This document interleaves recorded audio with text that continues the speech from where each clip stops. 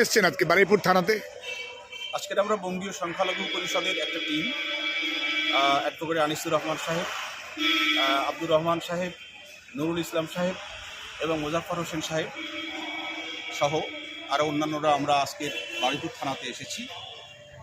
অসীম সরকার, MLA অসীম সরকারের যে কোরআন মুসলিম সম্পর্কে যে অবমাননাকর যে মন্তব্য, সেই মন্তব্যের প্রেক্ষিতে আমরা তার বিরুদ্ধে অভিযোগ জানিয়ে আমরা আজকের আসলাম।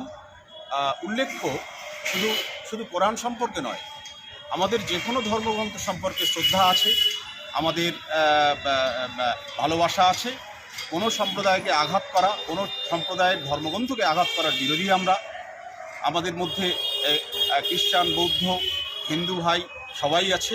ফলে আমরা মূলত এখন কোরআন সম্পর্কে আমাদের যে অবমাননাকর মন্তব্য এসেছে, শুধু আজকের বলে নয়, আমরা আগামীতেও যদি কোনো ধর্ম সম্পর্কে, কোনো ধর্মগ্রন্থ সম্পর্কে এমন মন্তব্য হয়, নিশ্চিতভাবে আমরা আসব। স্যার, আপনি আজকে থানায় আসলেন কেন? আমরা আজকে বারুইপুর থানায় এসছি এই কারণে, বঙ্গীয় সংখ্যালঘু পরিষদের পক্ষ থেকে আমরা আজকে এফআইআর দায়ের করলাম।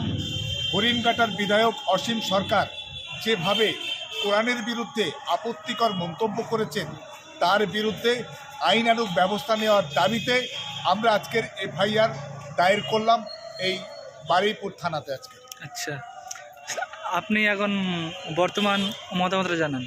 বর্তমান মতামত বলতে শান্তিপূর্ণ বাংলা, শান্তিপূর্ণ ভারতবর্ষকে কিছু কুচক্রী মানুষ, এরা হিন্দু, মুসলিম, শিখ, ইসরায়েলের মধ্যে অশান্তি পাকানোর চেষ্টা।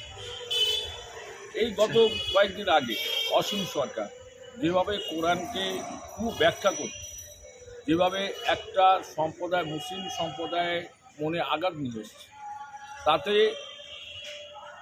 যে সম্প্রীতি, যে ভালোবাসা, সেই সম্প্রীতি এবং ভালোবাসার উপর আঘাত নিয়ে আসে এই সাম্প্রদায়িক শক্তি, উগ্র মৌলবাদী শক্তি বিজেপি।